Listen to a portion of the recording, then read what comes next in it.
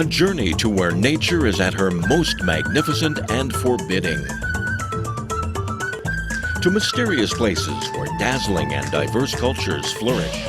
Where China's numerous ethnic groups draw you into a world of color and vibrancy. Where distinct lifestyles, traditions, and crafts have survived the test of time.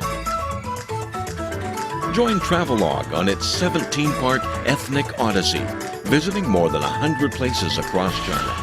Ethnic Odyssey, an enlightened look at China's rich ethnic heritage.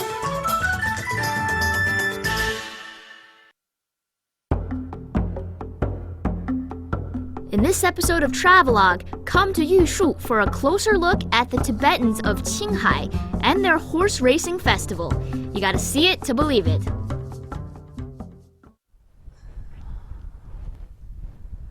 Variety of its landscape and diversity of its peoples. Welcome to Travelogue's Ethnic Minority Special again.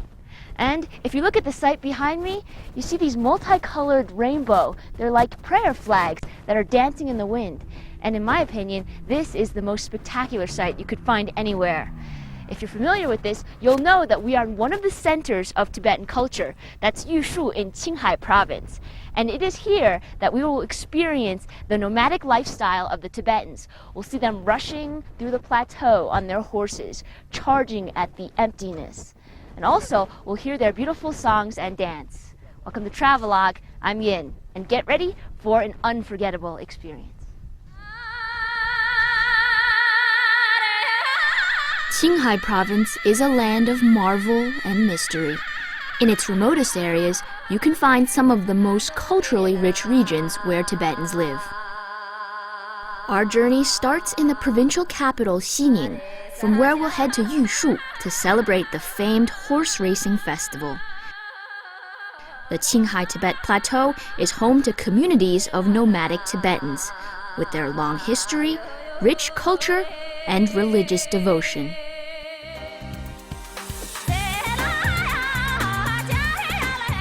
Despite living in a harsh, high-altitude environment, Tibetans are famous for their sprightly nature and vivacious culture. The spirit of the Kangba Tibetans permeates their energetic songs, bold dances, strikingly bright faces, and wild horse races.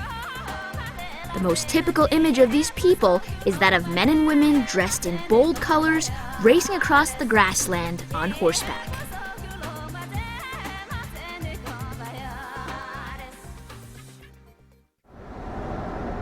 The road from Xining to Yushu is 800 kilometers long, taking us past the famous Qinghai Lake, which Qinghai province is named after. It's the largest saltwater lake in China, whose scenery is so beautiful that people believe it's blessed by heaven. It's the right season, you can get a glimpse of endless rows of race flowers. Qinghai Lake is known variously as the Green Lake, Blue Sea, and Fairyland, names that describe its changing shades at different times of day, in different seasons, and when viewed from different angles.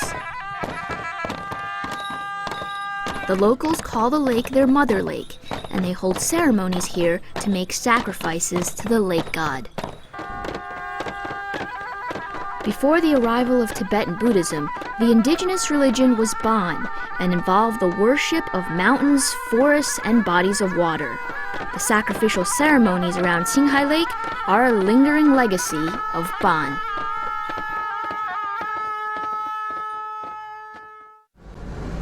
The path to Yushu leads further on to Tibet. The history of the road is intertwined with the story of the beautiful Tang Dynasty princess, Princess Wencheng, who traveled along this route to marry the Tibetan king Songtsen Gampo. Here, the natural environment provides a habitat for some rare animals. In particular is the rare Tibetan antelope. Though rarely seen, it's a symbol of the wildlife of the Qinghai Tibet Plateau, with its strength of body, grace, and free spirit. Oh man, just busted a tire here. I think we crossed over a rock over there and we sort of slid over the rock. 师傅没事吧这个？没事。All we have to do is now a quick little change up. We got an extra spare in the back, and soon we'll be out of this emptiness to somewhere. A journey like ours is hard work. While the high altitude makes us dizzy and short of breath, the tough roads take their toll on our vehicle. Minor setback. We're on our way. But the journey continues.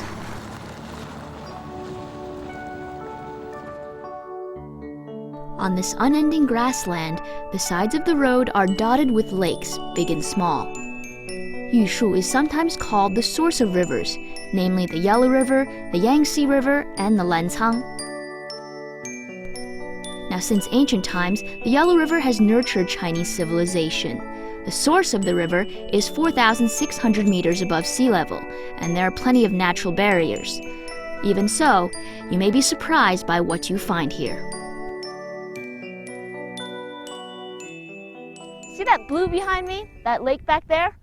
It's called Lake Eling, and it's particularly significant because it's, well, I'll have to show you in a picture. See? Like if this were Lake Eling, see, the waters of the Yellow River flow into it, and then they unify here, and they flow out as one river. It's called the Yellow River. And the Yellow River is also known as the mother river of Chinese civilization. You can see it running along over there. The source of the Yellow River is surprisingly peaceful and clear. Later, its waters are notably wild and turbulent, but their origin could not be clearer or calmer.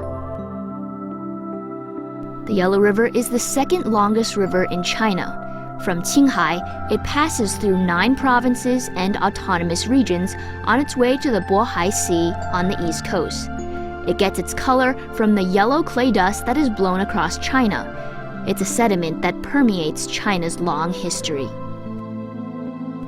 Princess Wencheng, having set out for Tibet from Chang'an, the Tang Dynasty capital, was met by her husband, the Tibetan king, at the source of the Yellow River.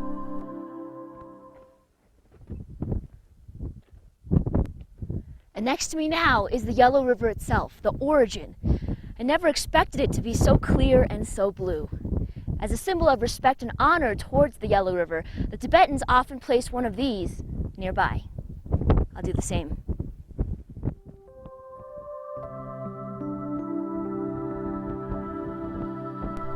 The Yellow River is the spiritual home of the Chinese people, and its source is protected by typical Tibetan yak horns.